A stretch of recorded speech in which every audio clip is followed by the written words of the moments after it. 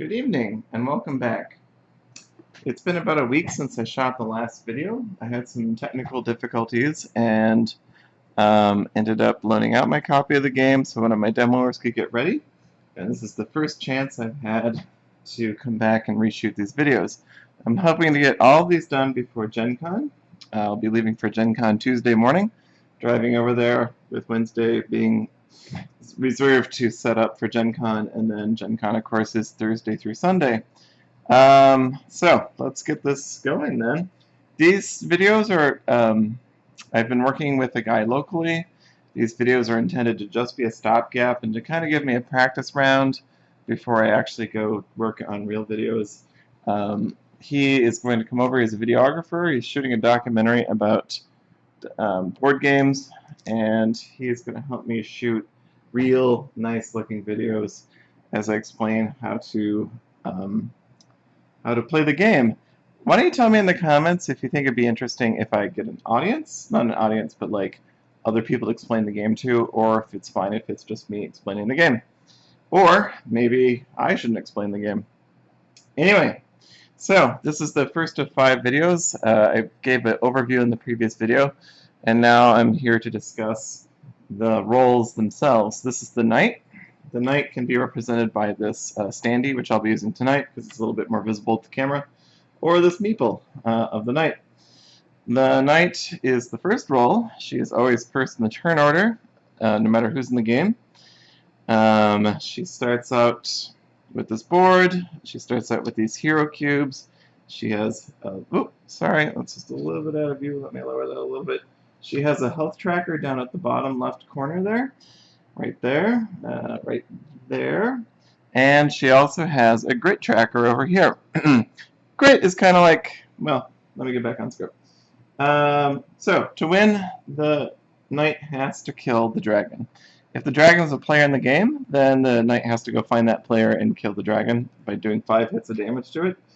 If the dragon is not in the game, then the knight is looking for 5 crystal tiles, and on each tile there will be a crystal token, and if she has a strength 3 when she encounters it, she can smash the crystal, destroying it. It's assumed then that the dragon is sleeping underneath the 5th crystal she encounters, and she kills the sleeping dragon. After she does that, she has to escape. That's only when the dragon player is not in the game. If the dragon player is in the game and she kills the dragon, she wins immediately. Alright, so the knight has these hero cubes, grit, health, explain that a little bit. Starts the turn. She has 3 stats when she starts the turn. She has 1 point of movement, 1 point of perception, which gives her 1 encounter, and 1 strength. The knight's strength is how well she fights during her turn, and how well protected she is when it's not her turn. The knight's perception is how many encounters she can have during the turn, and this is how many spaces she can move. So the knight, at the beginning of every turn, will... Oh, excuse me, let me jump back a little bit. So the knight also has 4 pieces of equipment that she starts the game out with. She has a bomb, which lets her attack the dragon, because the dragon is typically underground during the game, so she has to pay a cube to the bomb to attack the dragon. She can also, she has these 3 tokens, she can flip them over and place them on the board, and those show a spot where she has breached the wall, a wall in the cave, so she can use these to pass through the walls in the cave. She has a bow which she can use to shoot at the goblins. That is not an attack. It's just shooting at the goblins, and that reduces the strength of tribes she hits. She also has an ancient map. Each cube placed here lets her walk through 1 wall, and she has a shield. The shield prevents other players from moving her, and if she takes any loss to her grit, she only loses 1 point. Okay, so the knight's turn is pretty straightforward. She takes all of her hero cubes back into her hand that she's earned, and gets to use them during her turn. However she wants to, whenever she wants to. This is an important thing for new players to wrap their head around a little bit. You do not have to place the cubes down until you absolutely need them. So if you want to, you can keep holding onto the cubes until later in the turn, and then as things unfold during your turn, you can decide what you want to do with the cubes. During turns, the knight might earn grit, and this is the grit tracker over here. As grit goes up, she'll eventually earn more hero cubes. So once grit reaches 5, she is able to start using this hero cube. Once it reaches 11, the next one, 18 for the third one, and so on. Those become part of her hand, and she can place them immediately on her turn. And during every turn when she picks up her cubes, she gets to use those again. If for some reason grit drops back down to past one of these white spaces, so for instance, if it fell back down to 4, she would have to put the cube back here. If that happens during your turn and you have to pick up an already placed cube, your turn ends immediately. That's pretty rare, but it can happen. So, the knight starts out the board. This is not a typical board. This is just for demonstration. I can make this look a little bit better. Let's do this. This is still kind of a weird board. That's okay. So, the knight starts out on the entrance at the beginning of the game. The dragon's not on the board until the start of the dragon's first turn. So, she can't do much. She does have 1 movement, and she does have 1 perception, and she does have 1 strength. So she can use those to take her turn. Every time she moves, so her whole turn is pick up hero cubes, and then she can move and act. So moving and acting is most of her turn. When she moves from one tile to another, so each tile she moves to costs her 1 movement point. Also, she uses up 1 encounter whenever she moves into a space that she has to interact with something. Whether it's a dark tile, such as this tile, or this tile, or this tile, or any of the flipped over tiles are dark, that's an encounter. If she encounters an enemy, such as the dragon or goblin, that's an encounter. Or if she stops to pick up a treasure, that's also an encounter. All the things she does on 1 tile eats up 1 encounter. So, if she were to move onto a tile, a dark tile, flip it over, and attack the dragon, and pick up a treasure all in the same space, that would all be 1 encounter. So the knight starts each turn out with 1 movement and 1 encounter. The knight's turn is over if she ever runs out of either movements or encounters. That's very important. So if she's out of encounters, she can't use up the rest of her movement points to move to somewhere else in the cave. She has to have movements and encounters to continue moving, or to continue taking her turn. But, of course, she can always place more cubes. For instance, when you put a cube down on movement, her movement goes up to 3. And when you put a cube down on perception, she gets a 2nd encounter. So she can use those to continue moving for 1 more space. Or, excuse me, 2 more. She can move 2 more spaces as long as she only has 1 encounter at the end of it. Okay, so typically then the knight will be moving into dark spaces and flipping over tiles. Whenever the knight moves into a space and flips over the tile, that is an encounter. So that uses up her 1 encounter. Also, the knight will earn 1 grit every time she flips a tile over. This tile happens to be an event. An event tile means that if the cave is in the game, the cave player will look at the top 3 cards of the event deck, choose 1 and give it to the knight player. She then resolves that card. If there is no cave player, the knight simply takes the top event card and resolves it. Also, whenever she flips over a tile, there will be new edges. See, there's an edge here and an edge here that don't have a wall in them. The cave player will be expected to place a tile on each open edge, if there's still tiles remaining. In this way, until the end game, the knight really can't see the edge of the board. She'll always have tiles to explore in front of her. So, that would be an event. If I were to continue this turn then, if I wanted to continue this turn, I would have to put a cube down on movement to bring my movement up to 3, and I'd have to gain another encounter. Now that I have 3 movement, I could move here and have another encounter. I could move here and have another encounter. I could move here and have another encounter. Or I could go 2, 3, or 2, 3, or 2, 3 and have an encounter in one of these spaces. I stacked these tiles up the way I wanted them to, so I'm going to keep moving this way.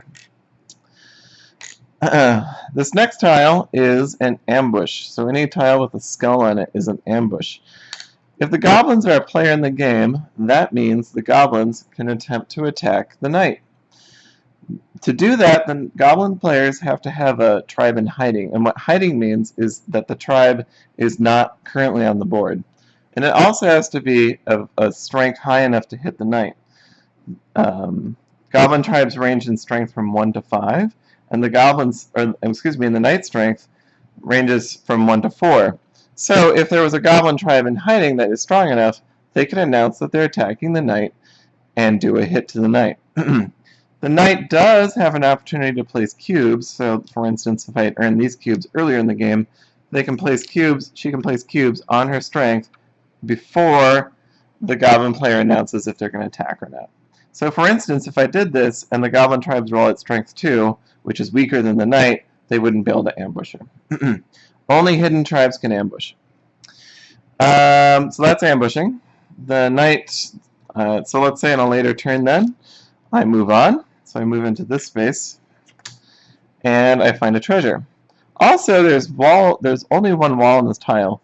I can arrange this tile however I like, as long as the space I'm moving from has an open edge.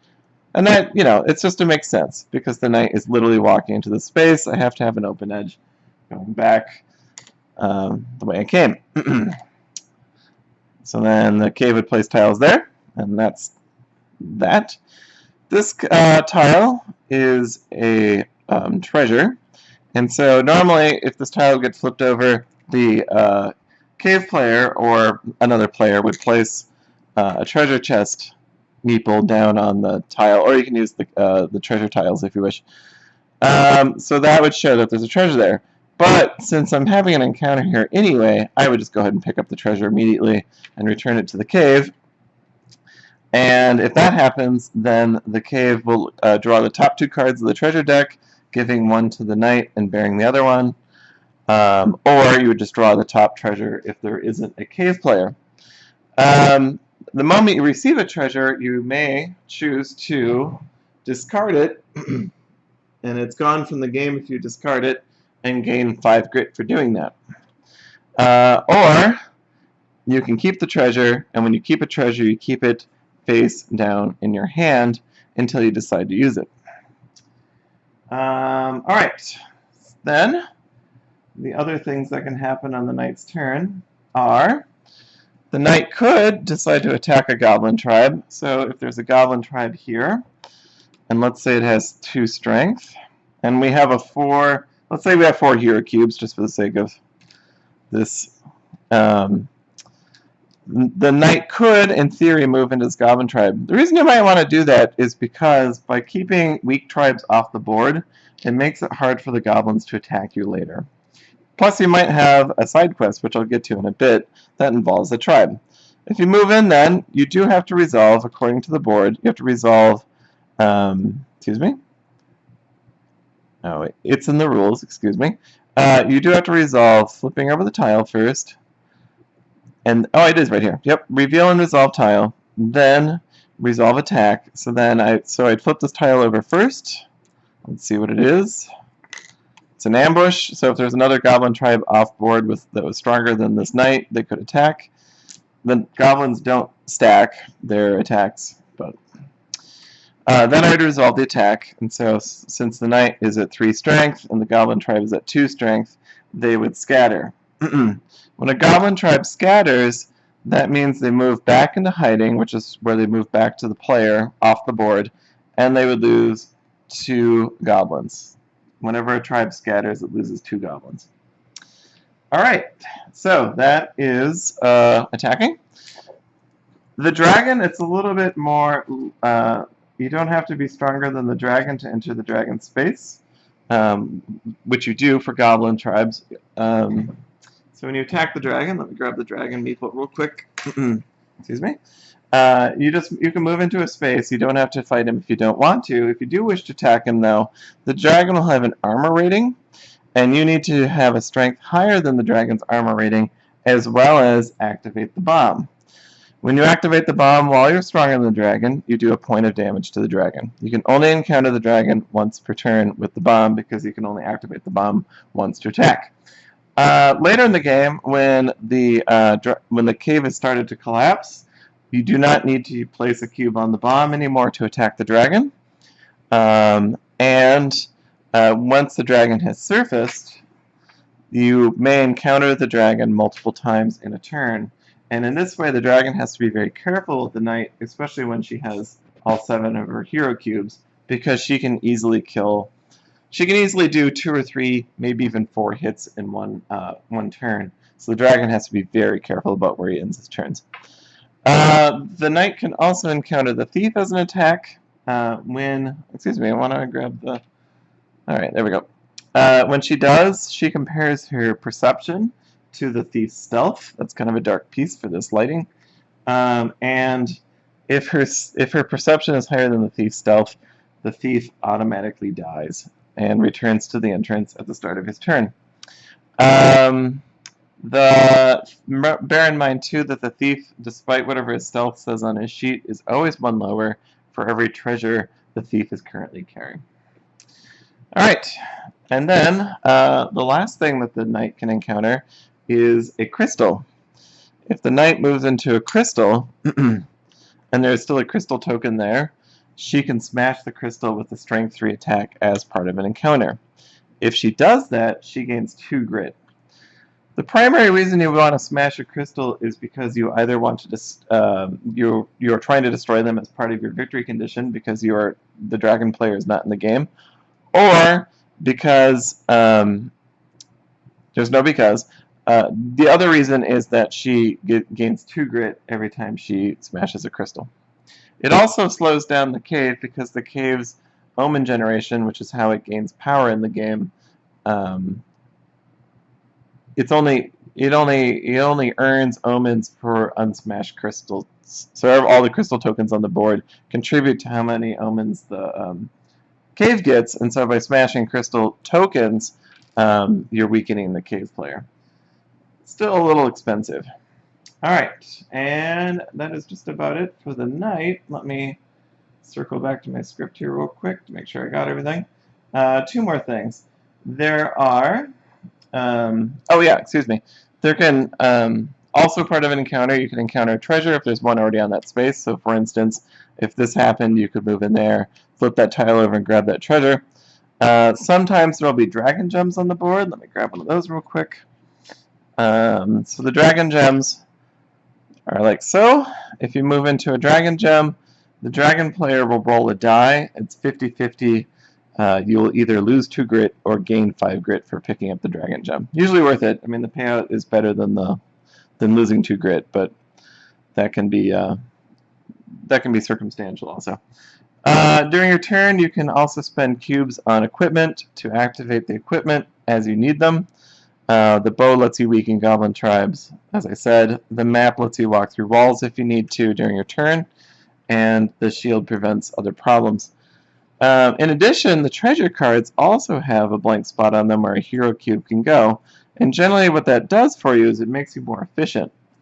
For instance, if the pixie lantern, with the pixie lantern, you get 1 more movement and 1 more perception. So for 1 cube, you could very easily explore 1 more dark tile. In addition, the knight starts the game out with 3 side quests in her hand. These are cards you can play on your turn and only your turn when you achieve the condition listed on it. For instance, moving 7 or more tiles during 1 turn. If you do that, you discard the card and gain as many grit listed in the upper right corner, and you draw a new side quest. And that's all there is to playing the knight. Thank you.